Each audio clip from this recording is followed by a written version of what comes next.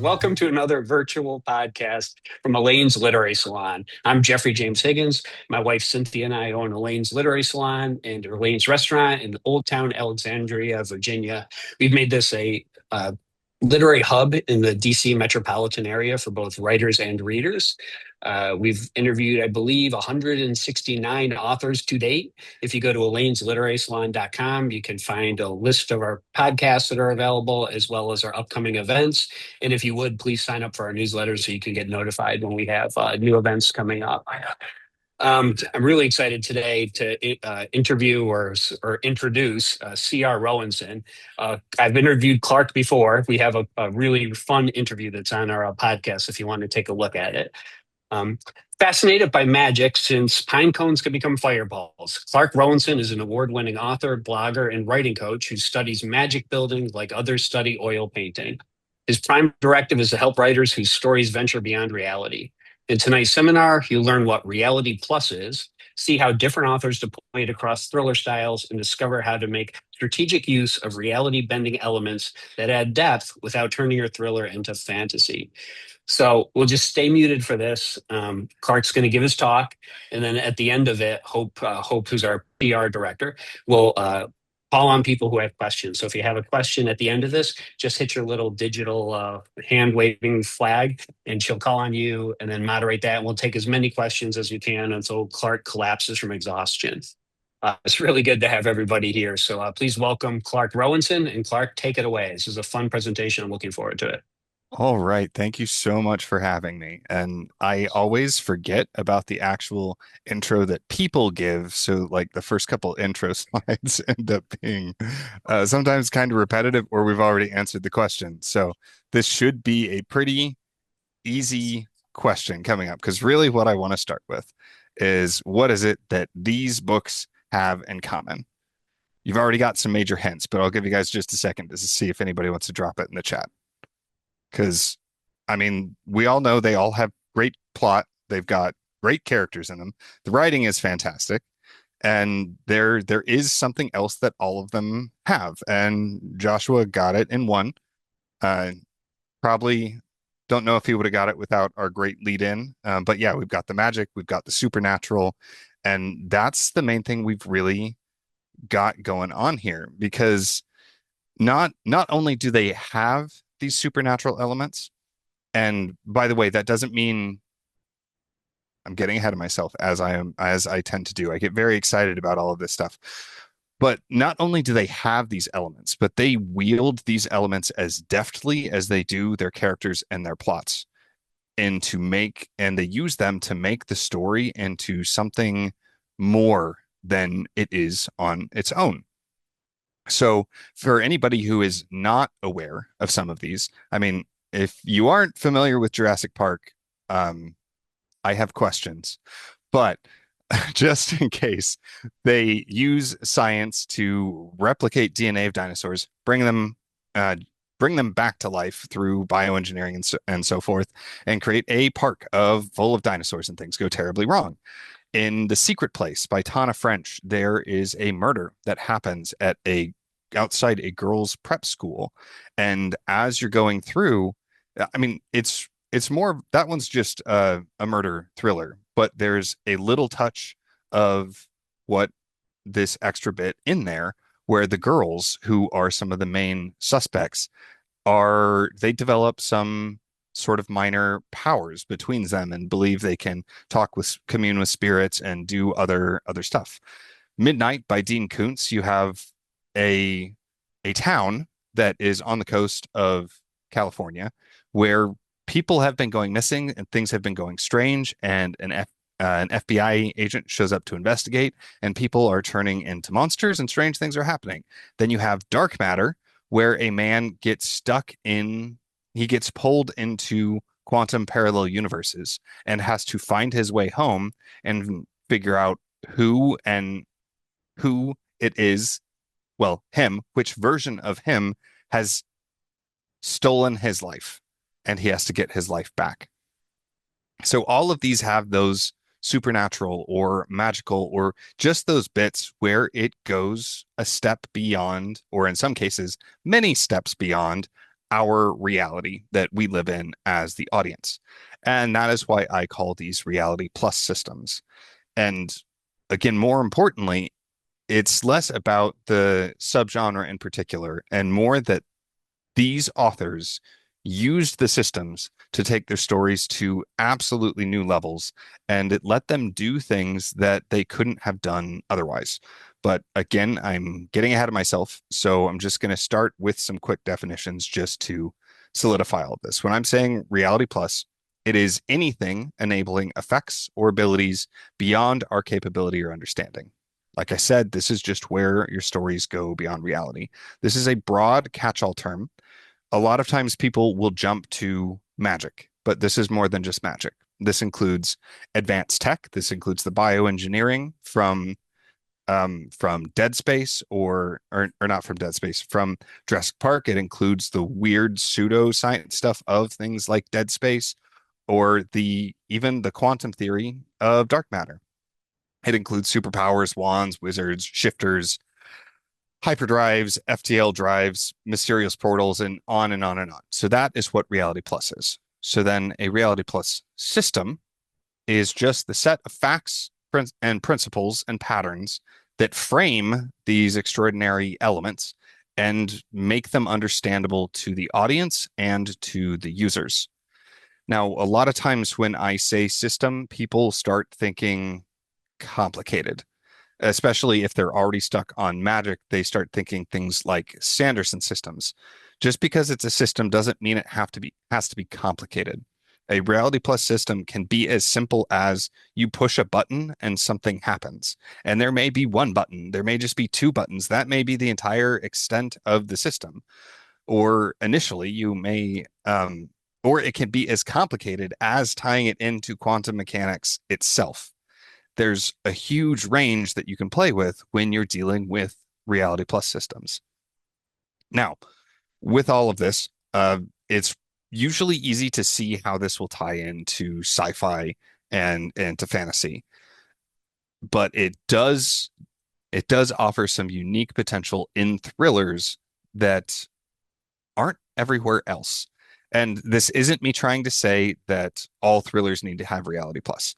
And I'm not saying that you don't have to have Reality Plus, and I'm not saying that Reality Plus is the only reason those four examples are so popular. They nailed all of the other elements too. The Reality Plus just let them take it a bit further. So that's what I want to really start with is what is the relationship between Reality Plus and thrillers? So and we're probably going to have a lot of time because especially in these environments where I don't have you guys to like watch and engage and read off of, I tend to start like going faster and faster. I will try to remember to breathe, but no promises. So but in general, in fiction, different genres, I think we can all agree, different genres rely on different aspects of story. So fantasy usually is heavily focused on setting. There is plot, there is also and there's obviously character, but the setting, the world, and the wonder and the strangeness is a huge part of fantasy. When you're dealing with romance, the characters and the romance tropes become some of the most important things that you need to wield if you want to be doing that. If you want to be writing romance. Now, and if you're dealing with drama, like character dramas, then you have character and then you have theme. When you're dealing with sci-fi, it's very similar to romance. But thrillers are interesting and I find them especially fun because thrillers really have to focus in and connect well on plot and on conflict because that's to me as a thriller reader, that's what makes thrillers. If you go with horror, then you have specific emotional responses. But thrillers connect with plot and conflict more deeply than a lot of the other genres do. They require it to be handled with a higher level of finesse and with more deliberation. So, with that, there are a couple of really big ways that Reality Plus can magnify your thriller. So for one, if we're dealing with conflicts, your Reality Plus system can introduce threats that nobody has encountered before. And that level of novelty can that novelty and flexibility cannot be understated in the value of a story. Also, it can take abstract fears and emotions and turn them into concrete and tangible things. I'm going to come back to the examples at the end, but this is an especially great one. This dips more into horror than to thriller, but one of my favorite examples of this because they do it so well. There's two horror movies. One is called The Babadook, and one is called It Follows. So The Babadook is an outstanding movie where the creature, the monster, is an excellent metaphor for mental health and the degradation of mental health. And It Follows, one of the major themes has to do with the shame and attitudes around sex.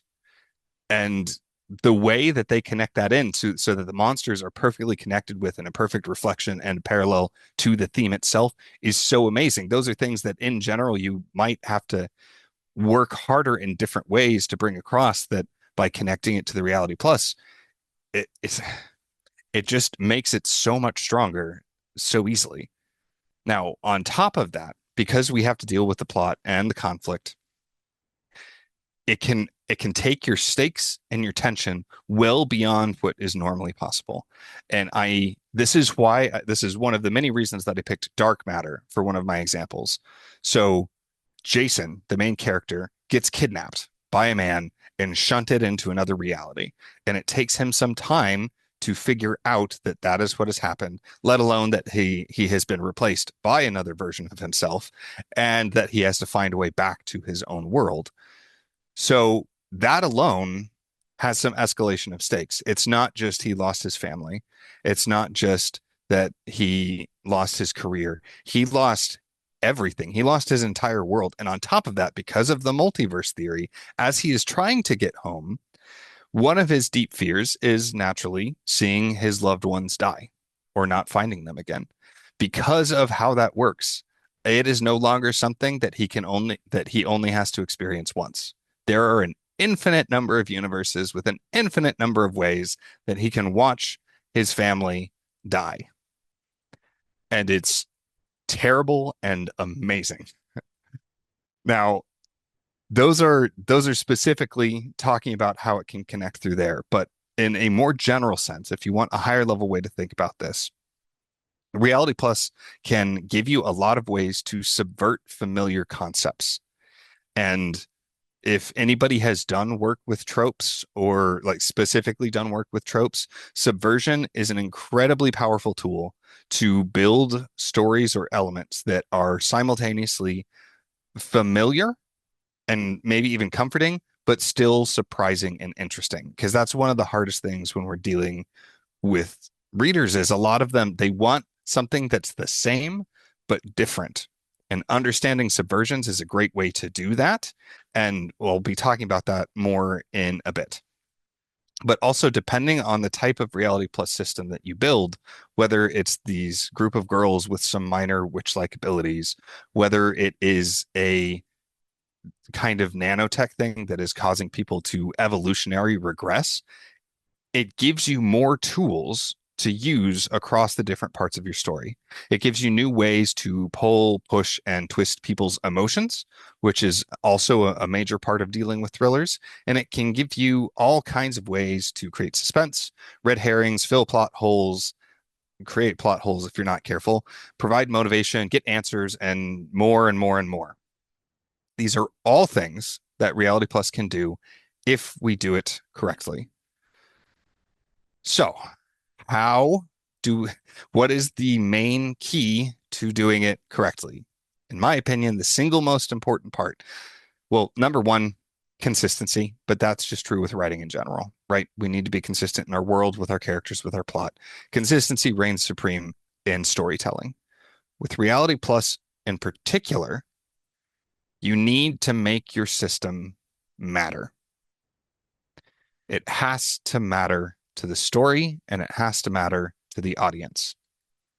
So to that end, we've got these four examples. Hopefully you guys have read at least one of them.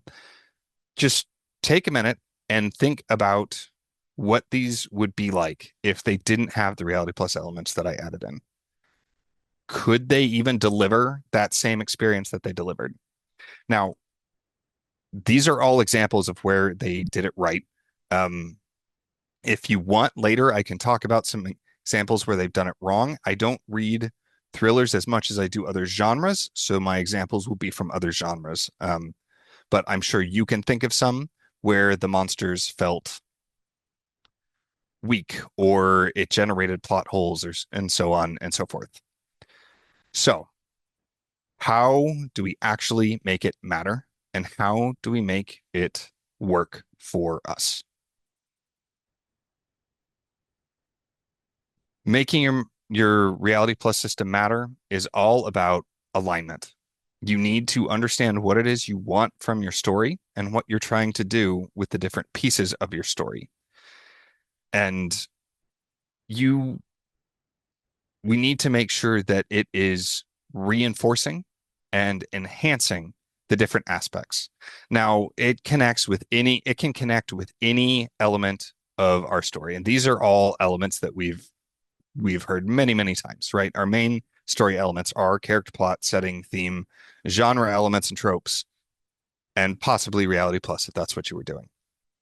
So it's really just about, as you design your system and as you design your story, making sure that they are connected and supporting each other. And now that we understand the objective, we can get into the really fun bit where we can talk about an actual framework of how to think about your system and how to move forward with it. There are multiple ways that we can connect Reality Plus as a factor in our story. So you can use Reality Plus as a kind of force in your story. And this is especially useful when you are aligning it or connecting it with plot or characters. So it can be a positive force where the Reality Plus elements, they're giving benefits or new abilities to your characters.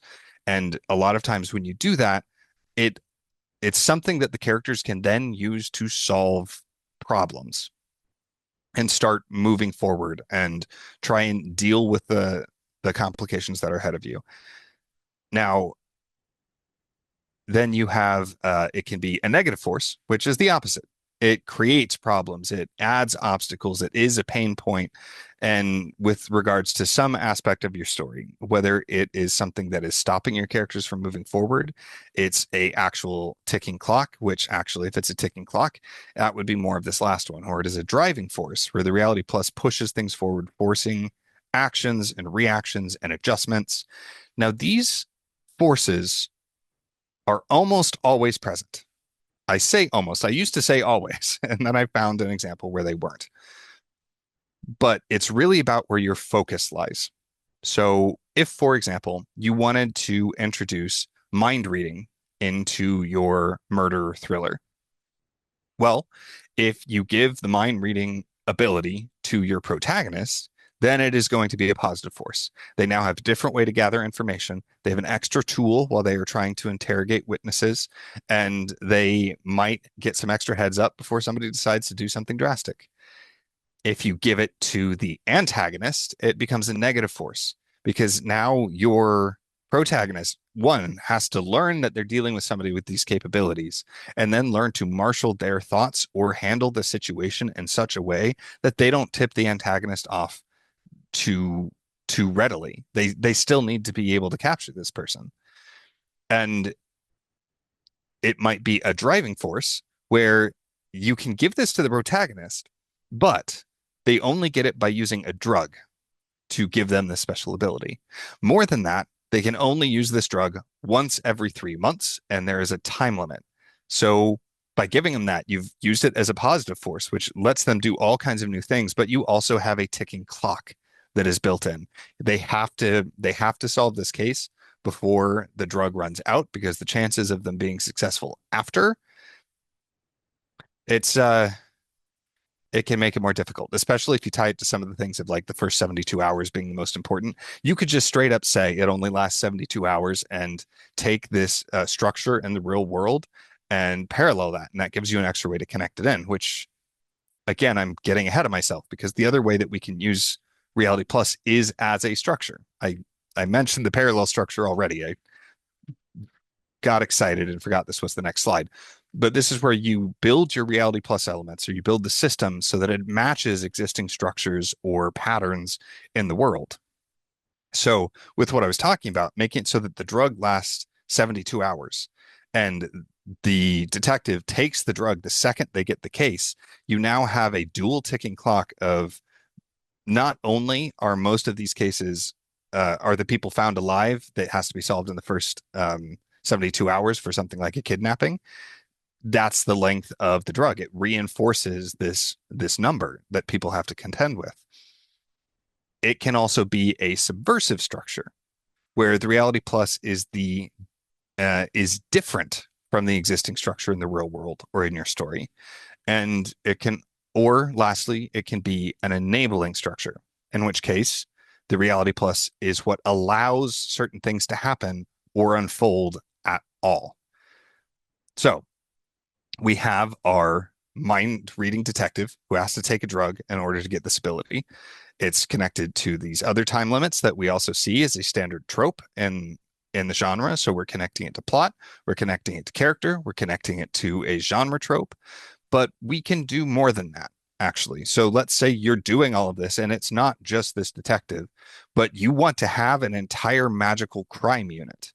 So this is stepping up and adding some implications. Maybe you want it to be a full urban fantasy where there's a full hidden world. Maybe it's just this one police unit that has this to deal with odd magical threats. But if you wanted to take that magical crime unit and build this Reality Plus aspect into a parallel structure, you could connect it to or make it a mirror image of real world physics and forensics.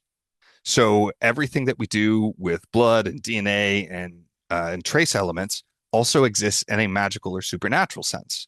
So you have a so it wouldn't be no, it would still be crime scene investigation, but they would be coming in with magical abilities, looking for magical residue, looking for magical blood splatter or psychic blood splatter, depending on how you were wanting to do it. You're taking something that is familiar and you are subverting it in a exact copy, but different. Or if you wanted to do more of a subversive structure, then you could, so biological and in the real world, biological and chemical evidence fades with time. That's one of the reasons that fast response is so important. The blood goes bad, smells dissipate, all people wash off chemicals that are on their body, chemicals decompose, all of those kinds of things happen. But you could subvert that and say on the magical side that the magical evidence actually fades with observation. So the more people who see it, the more it fades. So then you have kind of this inverse clock where it's becomes more about controlling the scene and managing that. So you have the person come in, maybe your psychic detective, who needs to keep everybody back, and they only have so much time with it before it evaporates. So that's an inverse of, or that's not a full inverse, but it's sort of a subversion that rather than it just being time, it's a different kind of interaction that causes it to fade. Or if we wanted to use this as an enabling structure, then maybe this energy residue that we're dealing with can actually be detected by technology.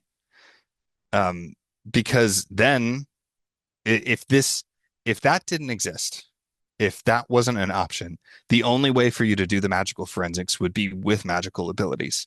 But by adding in this quirk or this rule or this facet into your system, this would allow a whole different range of options. The fact that somebody created a device that can detect the magical residue means normal people can use this now.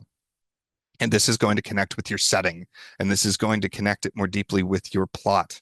And it is going to enable a whole bunch of different things in the world that didn't exist before. And by the way, I don't remember if I said this. All of these factors, you can have multiple factors at once. Your Reality Plus system can connect to multiple aspects of your story in multiple ways simultaneously. So, with what we're talking about here, yes, the fact that there is this magical residue that is left behind at murders or scenes of great emotional distress, and they have developed technology that can actually pick up on this. We're connecting it into the world as an enabling structure. We might be connecting it into the world as a subversive structure. Where that is definitely going to be a positive force for the crime scene units who are investigating all of that. And so on and on and on. It's not pick one and go with that. You can put as many threads as you want in, and don't feel that you need to connect your system to all of the aspects of your story at once. You may just focus on connecting everything to a character. So maybe there's just one character who all of this is about. You might just really put it into the setting. Just the options are endless. I didn't want anybody to think that you just had to pick with one and go with that. You can have multiple versions to multiple sets. So here, using it as a structure is especially useful when you're trying to connect your system to the setting or to genre tropes, which is what we've been talking about with this magical crime unit example. So the third major way that we can use Reality Plus, and this is especially useful when we're looking at the theme or argument of our book. Again, these can connect to any of them anyway, but this happens a lot when you're looking at theme.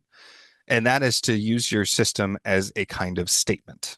So it can be a supporting statement. So let's say that the story we have, your theme that you're trying to, the theme that is going through your story is that power corrupts.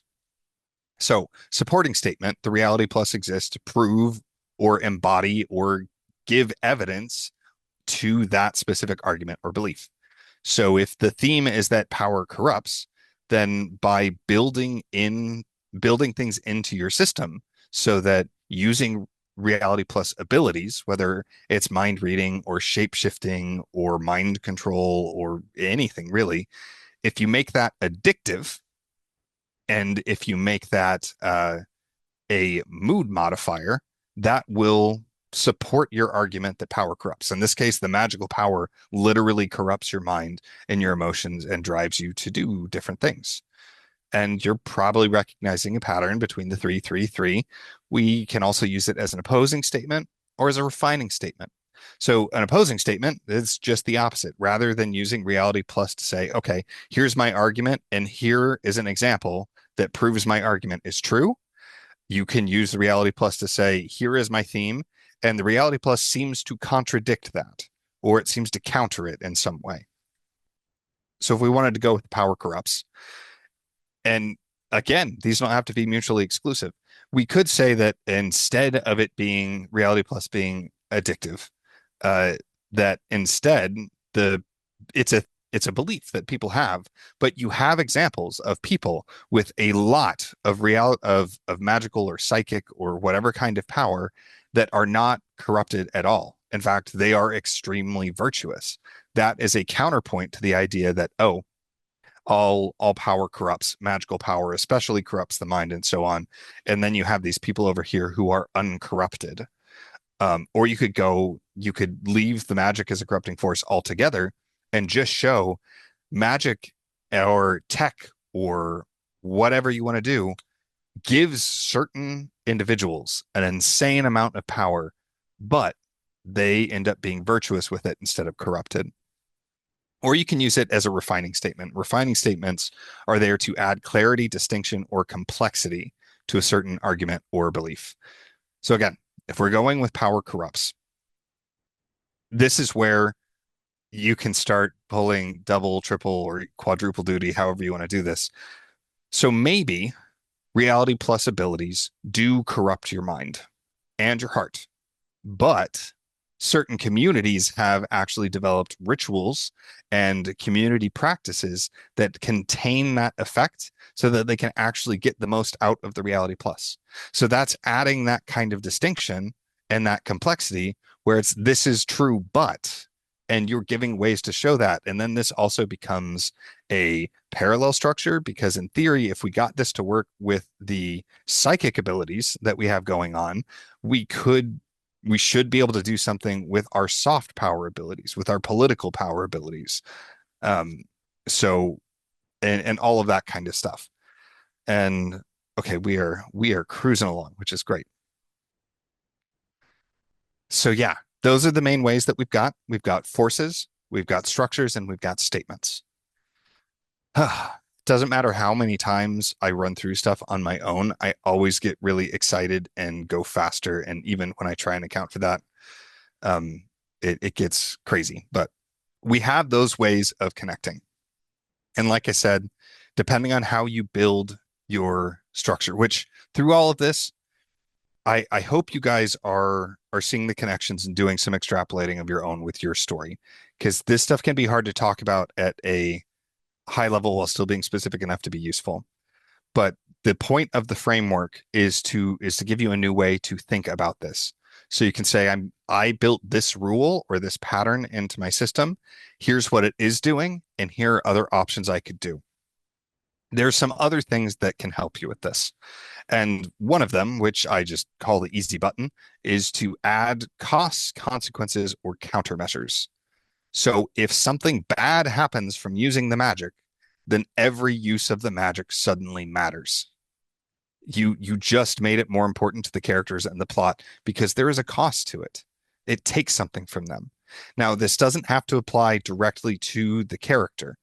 Um, this might be this might be some kind of reincarnation or karma system, or if you're putting in it makes things matter. It's a really easy way to make it matter because the second there's a problem with it, or the second somebody has built a countermeasure or a way to stop it, then you have pieces interacting.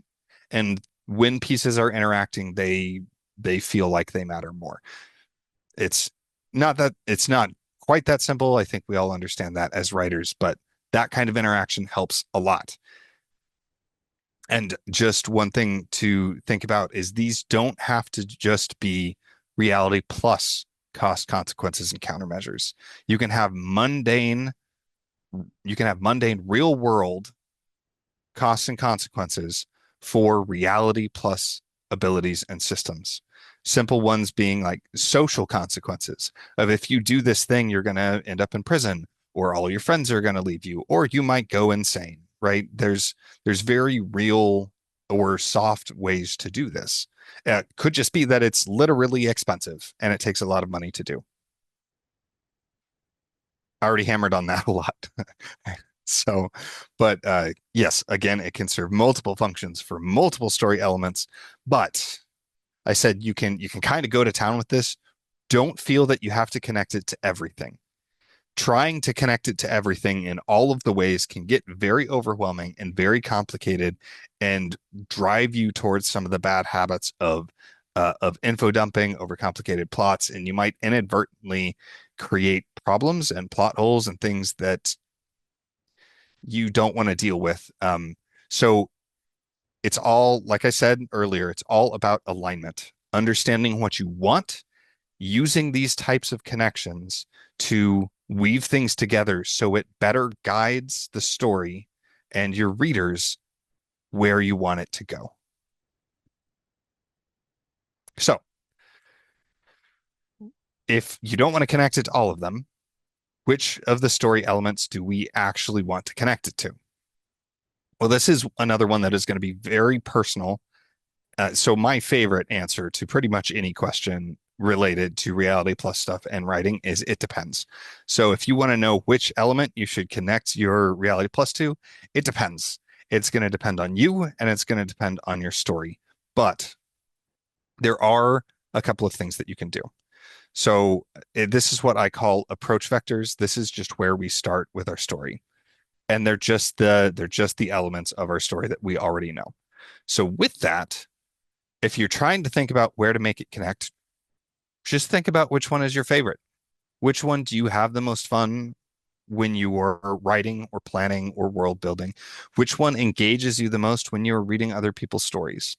Another way that I like to ask this of people is if you had a book that had a letter grade for each of these elements of character, plot, setting, theme, genre elements, and reality plus.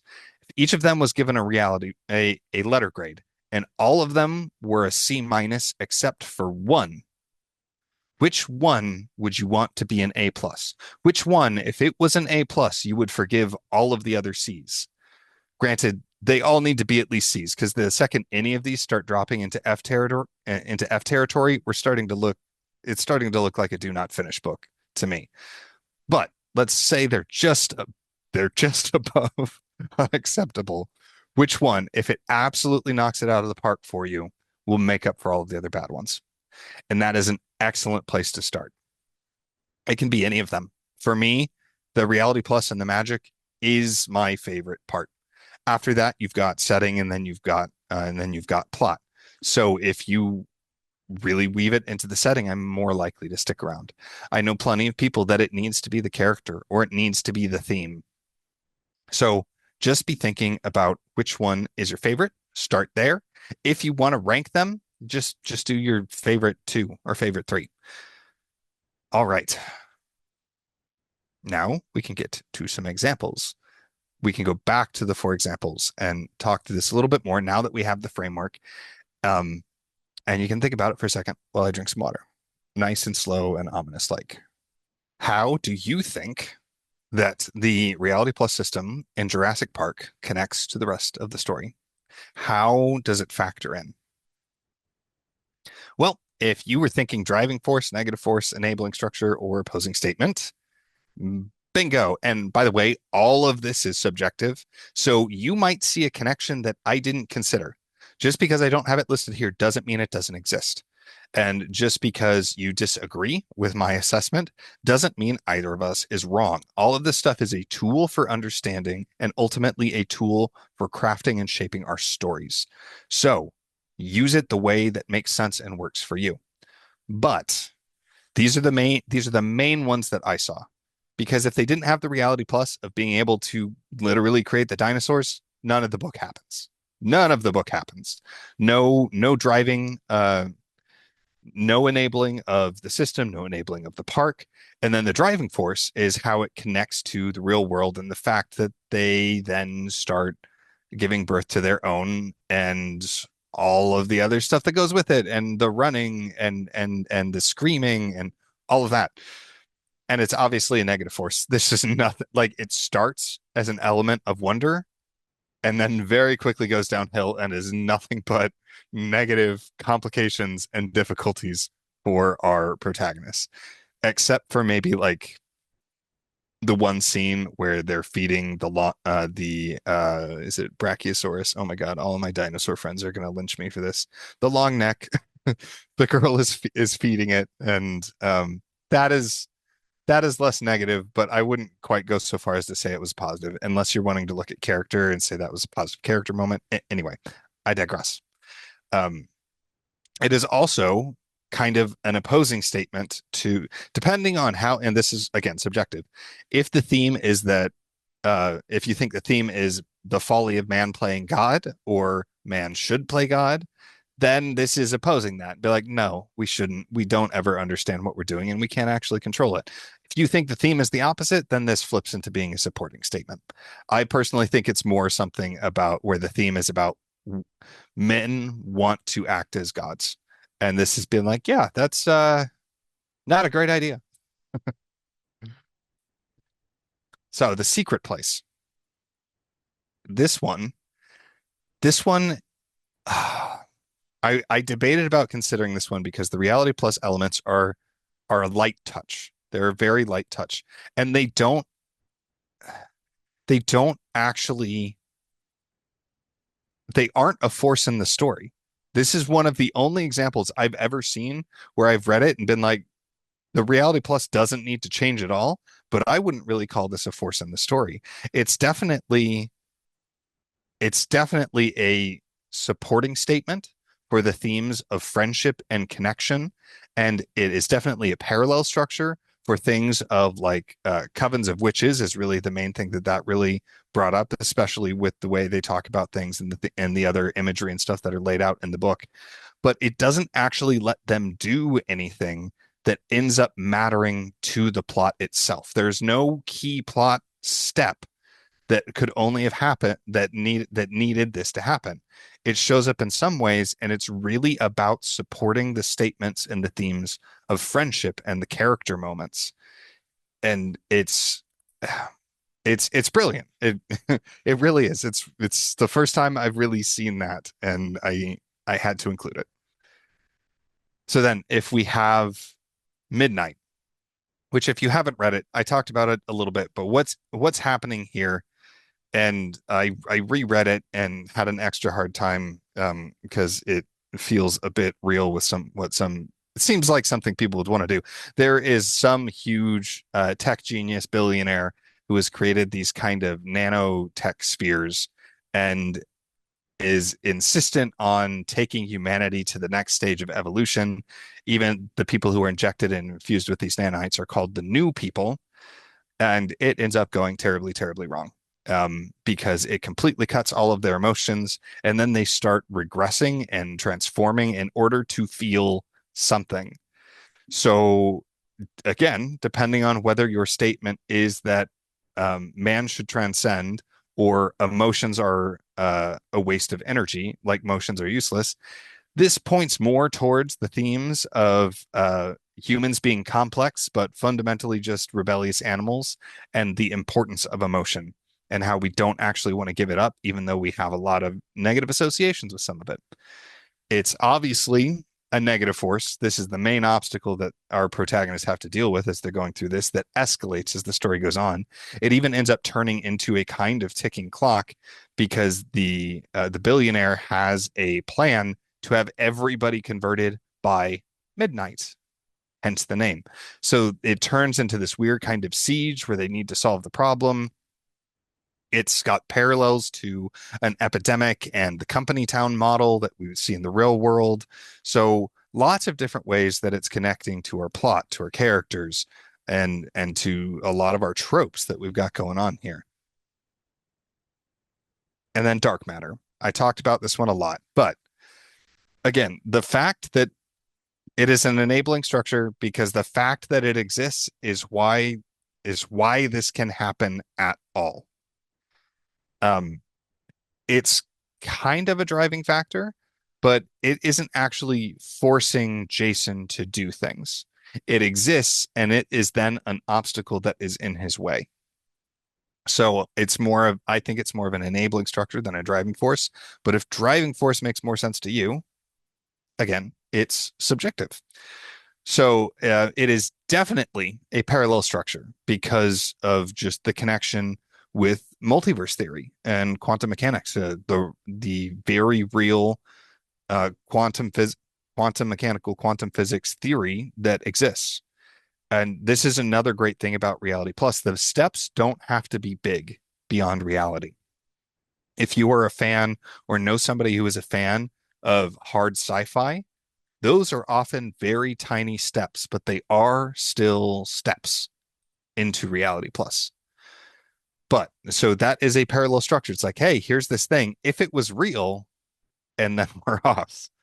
And like I said, it ramps the stakes up in some incredible ways because not only could it be that it's not just that he could never see his family again.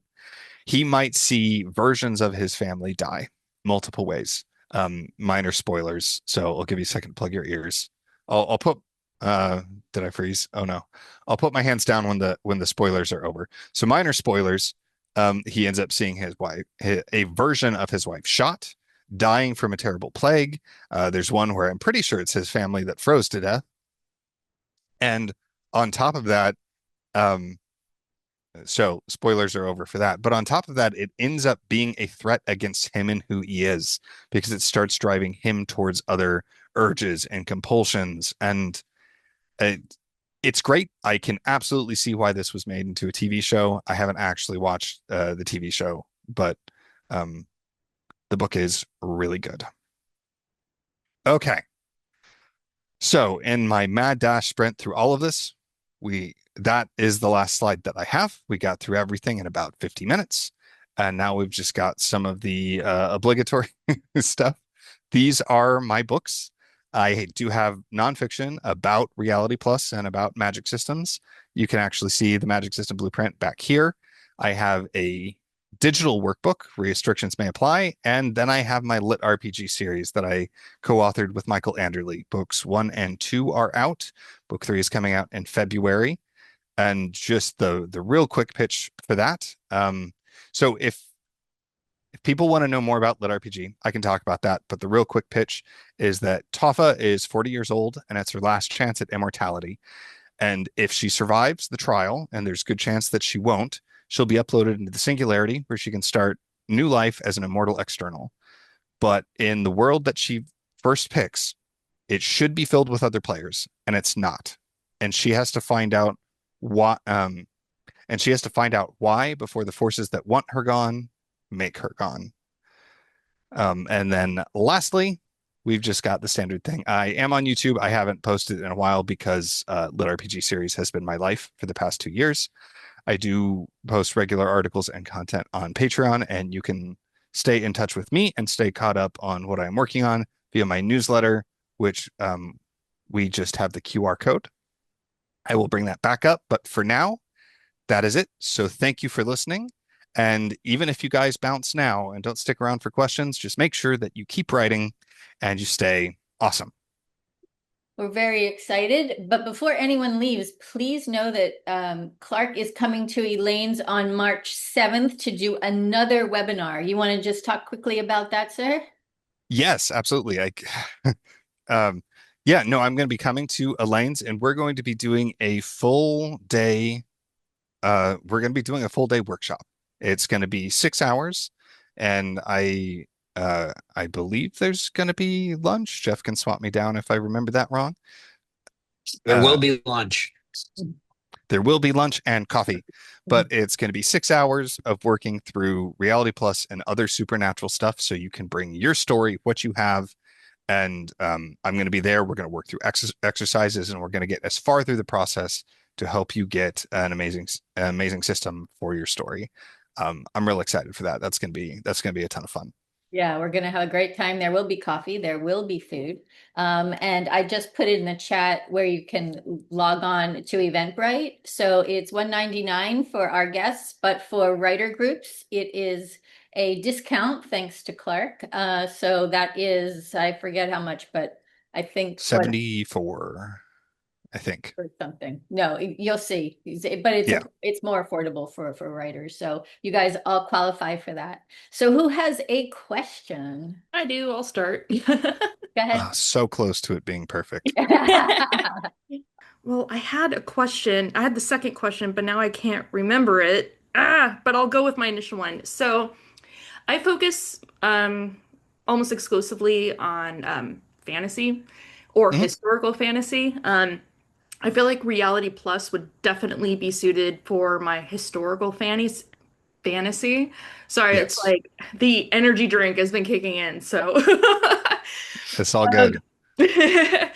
so so I love that your presentation will definitely like be useful on that front. But since I've been working on a project right now that is fantasy.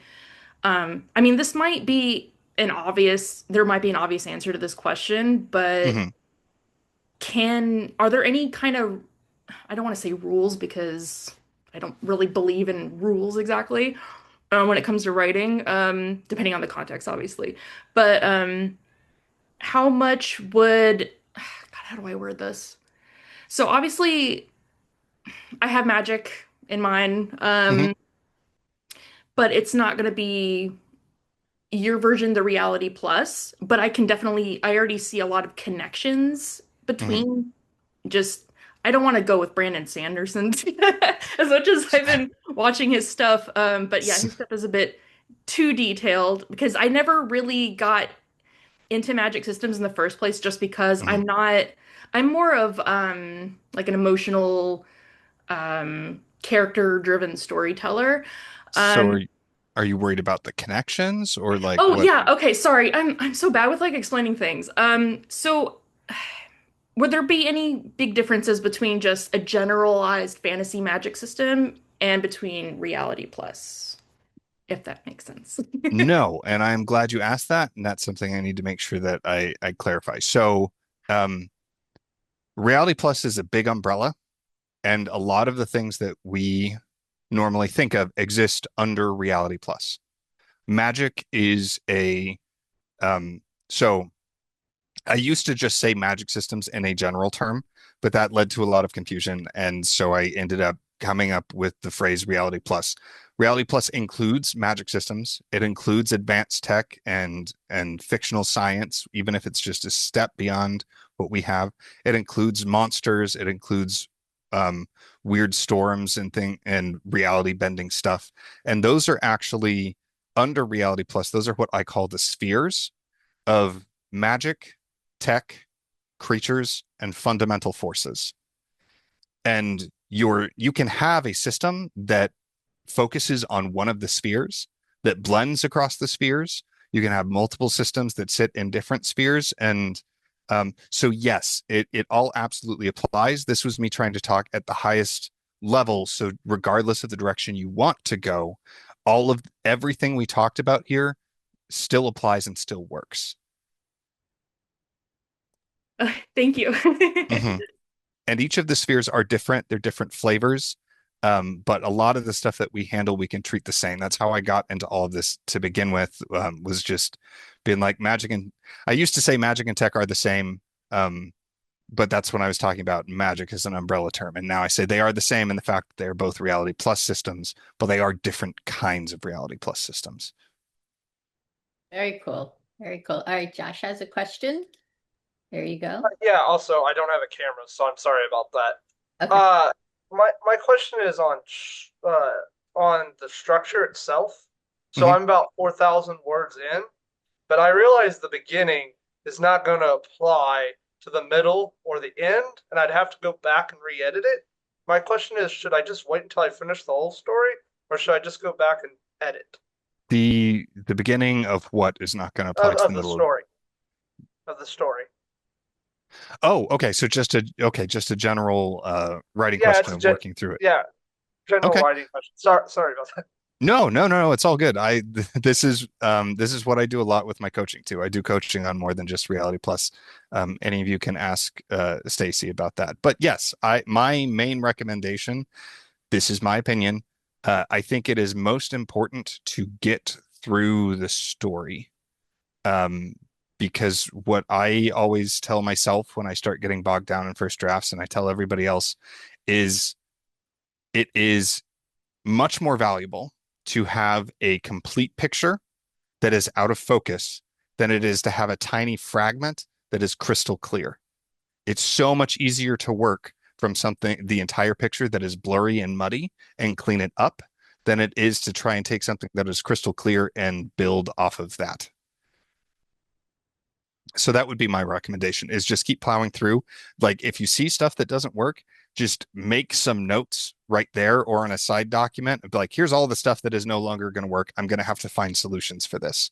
So just have a record of the problems you're seeing and then go back and start tackling those problems after you have gone through the story. Okay, thank you for that. I'll re-raise my hand because I have another question, but I'll just do it one at a time. Okay. Lucas, go ahead, ask your question. Hello, sir. Good to see you again. Good to see you. Well, I think I already know the answer to this, but I'd like to hear your taking on it. I have my system more or less. Well, my system is already decided, but Mhm. I'm having the story take place in a constructed country with its own society and rules and things. Okay. Question is, I'll have to do some explaining on the society throughout the story, but do you Mhm. think the magic system and the world building will end up competing for the reader's attention? Do you think there's a risk to that? I'm aware I should find the balance that works for me and for the story, but I'm wondering if there is a strong risk of No, these two things fighting each other, so to speak. I don't think so. Um, Oh. and and here's the reason I don't think so. Because once you have it integrated into the world, or once you have it integrated into the plot or character, talking about the reality plus, whether it's magic, tech, monsters, shifters, what have you, it is now it is the same version as world building, exposition, or character background. Mm. So it is treated exactly the same. It's just a slightly different aspect of it. So it isn't competing. It is now blended in with it. So any rules and patterns that you have or structures or tools you have about managing information delivery Mm. all applies. And the number one recommendation that I have for that is it goes back to making it matter. When you're doing information delivery, it is really important that it is information that is relevant to what is happening right now. Yeah. And it can be relevant because you went into a flashback. We went into the flashback for a different reason, and now it's important to the context of the flashback. It could be that right now we need to know this information about the world so that this clue that we just saw, the relevance is clear to the reader. Like there's lots of ways you can do that, but it is not fighting with it. It is now a part of it. The reality plus is now part of the world building itself. Yes, it does mean that you might have more information that you have to get across, Yeah.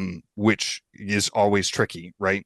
And that's one of the hard things with fantasy and that kind of thing is figuring out how can I give you enough? There's what you need and giving you as much as you need, as much as I can without it being overwhelming. And that's one of the balancing acts of doing secondary world fiction in general. Yeah, that's going to be something I'll have to work on, avoiding info dump and all of that. Well, thank you very much, sir. Yes. Mm-hmm. Hey, Blake, you want to ask your question? Yeah, sure. This one should be a lot simpler. So I'm actually struggling with the source of the magic in my fantasy. I mean, I was thinking, and it's heavily inspired by Baldur's Gate 3. I might as well Nice. throw it out there, but I want to avoid using the whole like. I mean, I know there's like subsets of magic. There's like druids, in a general setting, but like there's Mm-hmm. like druids and clerics and stuff like that. But I want to avoid or at least not overly rely on like a group of people like oh because like there's bloodlines that can use innate magic, which I definitely have in my setting, but I'm struggling, or maybe I'm just straight up overthinking because I don't want to steal from like Forgotten Realms, but I'm trying to think of like what would be a source. And part of my idea was thinking of like, okay, I'll just steal from Greek mythology and use ether, Mm-hmm. it's in the air, or use the sun, because there's always like, because I'm always contending with like, it has to come from somewhere, but then that would mean it would be depleted. So it's like there needs to be a balance, or it could just be like, it's always there. So does my question actually make sense if I even asked it It yet? it does. It Okay. does. So in the Magic System Blueprint, I don't know if that's hopefully that there we go. Oh, it focused in for a second. So the Magic System Blueprint is a tool to help you get a holistic understanding of your system and how it can fit into your story and your world. One of the variables to address is source. Now, this is less about where it's from and the actual pool of energy itself. So with source, it can be an external or an internal. I hope I'm pointing in the right order. I can't see. It can be an external or an internal source. And then what you're talking about is it can be finite, renewable, or infinite. Mm. And you can set it to any of those and any combination of those. Any of those work. They will just have different implications in your story and in your world. So just because it came from something doesn't mean it has to be finite. And then there's also the difference between it being technically finite, but practically infinite for the purposes of the story and the purpose of what people can do. That is another thing. And another thing with the source that I think might help you, people can be wrong. So you That's can true. make up whatever explanation you want. That doesn't mean that's the truth. That's just what they think is the truth. Okay. I And just at that point, sorry. unless the actual source is relevant to the story and the plot, you don't need to go any deeper than that. And because if any reader ever calls you on it, where they're like, "Oh, if it came from the gods and blah blah blah," I'm like, "You are absolutely right." So they're absolutely right, which is why they're wrong about where it comes from. And then you don't have to do any more explaining whatsoever. You could just stop there. That's my hang up is like I'm worried I have to explain it because Mm-mm. maybe I'm just being hypercritical of myself for being a perfectionist, but it's like I don't want to, I just want magic there. I mean, there's some limitations, but it's like I don't want to have to go through the whole beginning of time shit. No, no, you don't have to. The practical aspects are more important, and then making up explanations that your characters would have is sufficient. And if it's So relevant to the plot, I'm assuming, yeah. that'll determine how much you go into it. Oh, Like yeah. Lucas was talking about, it sounds like it might be pretty relevant in some ways. But if you're doing something with kind of ancient Greece or whatever, you have it set up, you can just decide like they believe that it comes from worship of the gods. So the people who have this have divine favor from the different gods, except for this person, and this person. They don't fit their pattern, and they are clearly apostates that need to be hunted down, right? Like, Now uh, you're going to Dragon Age territory. but you get the point, right? Yeah. Where they are interacting with the system, so they made up an explanation that made sense to them, whether it's accurate or whether it actually covers all cases or not. In fact, if you look at human history, the our explanation is not going to cover all cases. That's true. Evolution, I think, is, well, do I want to say evolution? I don't know if that would be a bad example, but yeah, I feel like, yeah, not everything needs to be explained. I'm just worried if every little thing isn't explained, like it's going to take the reader out. And yeah, No, no. And the people who are going to be kicked out by that kind of stuff are there for a different type of story, and that just means they need to go elsewhere. yeah, probably But a physics book or something. yeah, but even then, like, so I have a background in chemical engineering and in chemistry, and that was something that one of my advisor told me. He's like, okay, so the first 2 years, you're going to be going to a bunch of classes where they're going to tell you how everything works, and you're going to learn how everything works. The rest of your degree is then going to be learning all of the ways where that doesn't apply. I love that logic so much. I might actually use that because there's, of course, a Magic Academy in my story. But okay, yeah, thank you so much. That answers my Mhm, question. mhm. And Josh, how about you? You want to wrap us up? Yeah, sure. So my question is a little complicated about my own world. And Mhm. so the magic system basically, by the way, I'm going to answer this. Uh, they do not know how it works. So, Totally fine. but the magic system uh, works on the premise that every person alive, the human race, subconsciously creates the magic system Okay. through consciousness and stuff like that.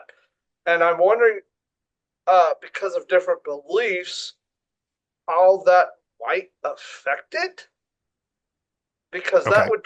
that'd be drastic, and I don't want the magic system is already really powerful. They're controlling matter and reality itself already.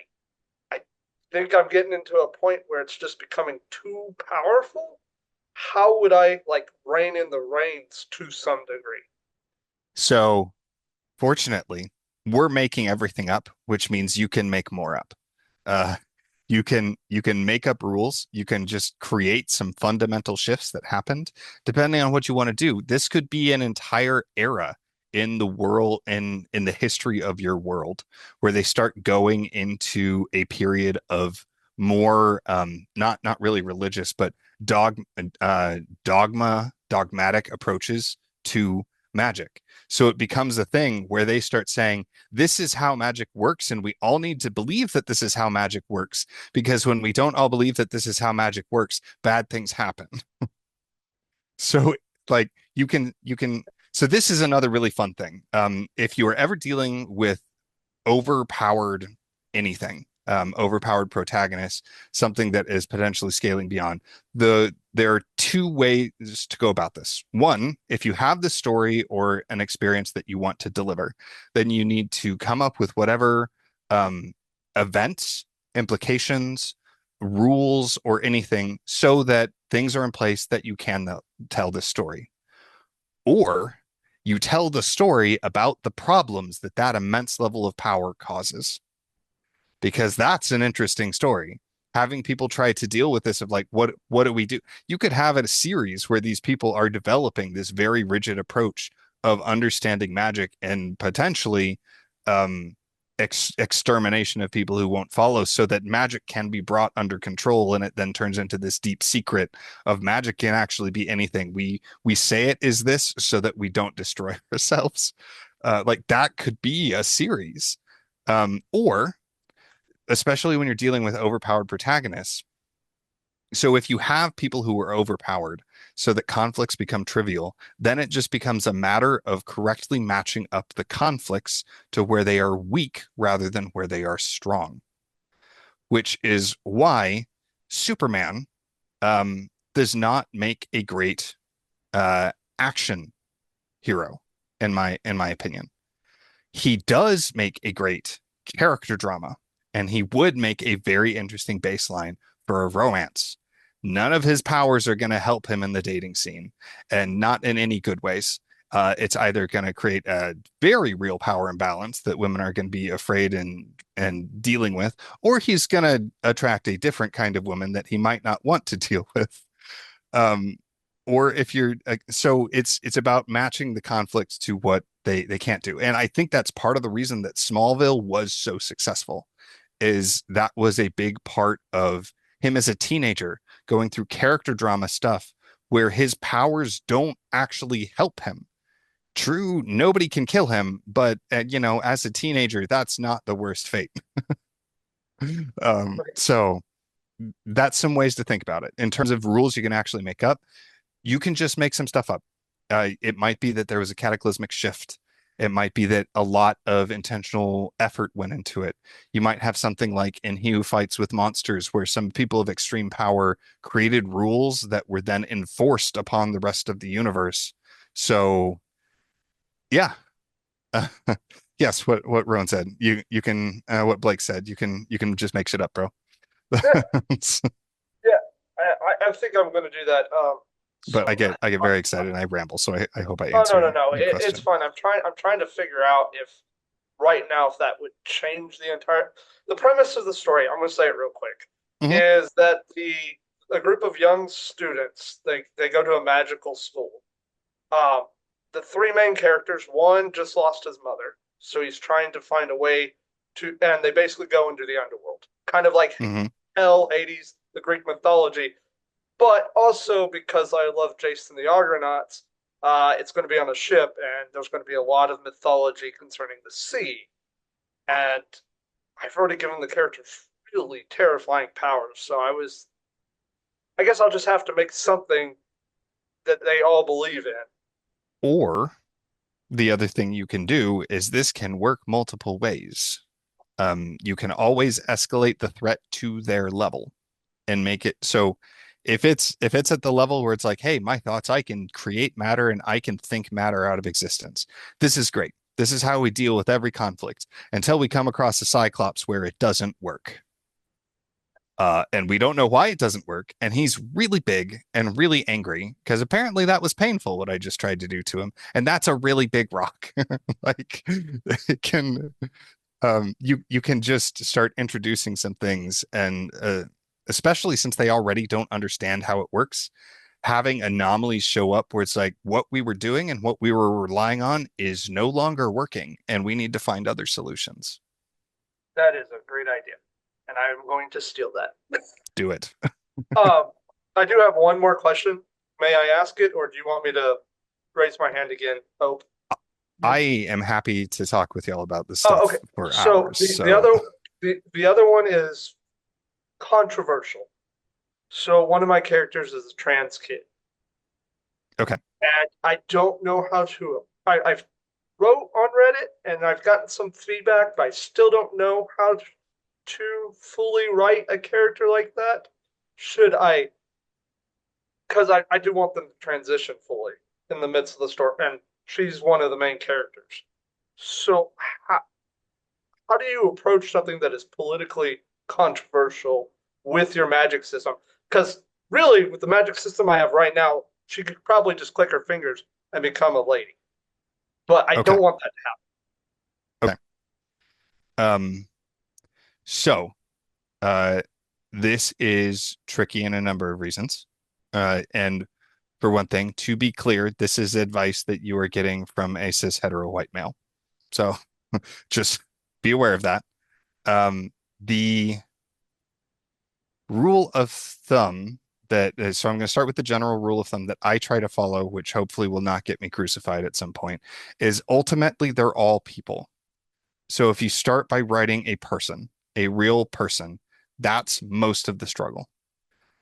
Second, with this kind of stuff, thinking it is important to think about the story you're actually telling. So it might not it so because I've had some conversations with some people, and the way they told me is like, we want representation. Put queer characters in your book. Put trans characters in your book. Just you, as a cis hetero white male who does not have a trans person in their family or anything like that, do not try and write a story that tells the story and conflict of a trans person transitioning. Because that's not my story. That's not a story I have insight to. But now that I have said that, you have a different way of going about it. So you can tackle some different things. And so rather than it being dealing with the trans issues of our world, there can be the trans issues of the magic or of their world. So that's a thing where now you're no longer trying to tell the story of a trans person coming out or a trans person transitioning. What you were telling is this person wants to transition and they are trying to take this avenue to do so. And that is where the conflict in the story lies. You can just sidestep a lot of that other stuff and focus on a different kind of conflict with that, rather than trying to do that. So again, cis hetero white male, I can't tell you what to do, but that is the advice that I try and follow. Is it my story to tell? And just because I can't tell it the way it is in our world, you can do it other ways. And maybe even to the extent where if I wanted to, I could make it where there is a kind of, this is where the parallel structure comes in handy, is you could make it so that rather than it being a sexual gender transition or a physical transition, there might be a magical transition that people can undergo. So now you can do a parallel and you can do whatever the hell you want with that. And when people come in and be like, you're a cis hetero white person, you'd be like, yeah, but I'm not talking about biological trans people. I'm talking about magical trans people. And if you have if you have experience with that, I would love to hear. Oh no. I'm white and cis. Well, bi. Well, But I more mean if people are complaining, you can be like, I'm talking about magical transition. yeah. And if you think that you have experienced the magical transition I'm talking about in my book, I have many questions. So many questions. Okay, I'm gonna mute. Thank you, Clark. Have a good day. Thank you so much for coming, Joshua. Okay, well, this has been great. I'm going to put some stuff up here in the chat for y'all. So we're going to publish this next Thursday. Give us 1 week, and it will be live on the homepage of Elaine's Literary Salon, and they will live on the website after that. And here I'm going to post another one, so you can join us on the 7th. 10 to 4 at Elaine's in Old Town Alexandria. And I popped in there the code that you can get a discount. So for our writer friends, the code is writers and you get 74 off. So it's 125. And then for others, there's going to be an early bird. So if you want to send some friends before February 15th, the code will be supernatural and they get $50 off, but you get the big win and there's lunch and amazing food. Elaine's has remarkable food, award-winning. And after the workshop, we're going to go down to the bar and hang out where you can get some of their award-winning cocktails. Martinis are ridiculously delicious. And Jeff can talk a little bit about that. Okay? So thank you all. I'm Hope Katz Gibbs, so proud to be the PR director of Elaine's Literary Salon. I'm going to throw it over to Jeff, who is the creator and the host of the show, to take us out. All right. Well, thank you so much, Hope. I really appreciate all the work you're doing for us. And thank you all for coming. This was really fun. Like, I got to tell you, I could just listen to this stuff all day. And I really appreciate your support here. And do come and see Clark in person if you can. Go to lanesliterarysalon.com and check out our schedule. And you can either watch our past presentations online, or you can come and see them live, which is really a lot of fun. And Clark, that was fantastic. I tell you what, when I did the interview with Clark, we went about an hour, and I usually try to go 45 minutes to an hour. We went an hour, and I realized I hadn't yet asked him about magic systems. So we're like, Yeah, we we were should probably nerding about do other something stuff. else. It was really interesting. So I encourage everyone to go check out that interview too. It was a lot of fun. And Clark, It we was. really appreciate your time, and we'll look forward to seeing you here very soon. Yeah, thank you for having me. Thank you, everybody, for showing up. So here you all are, beautiful. Thank you so much for your time tonight, and we will hopefully see you on March 7th, and before then at Elaine's Literary Salon. So thank you. Have a good night.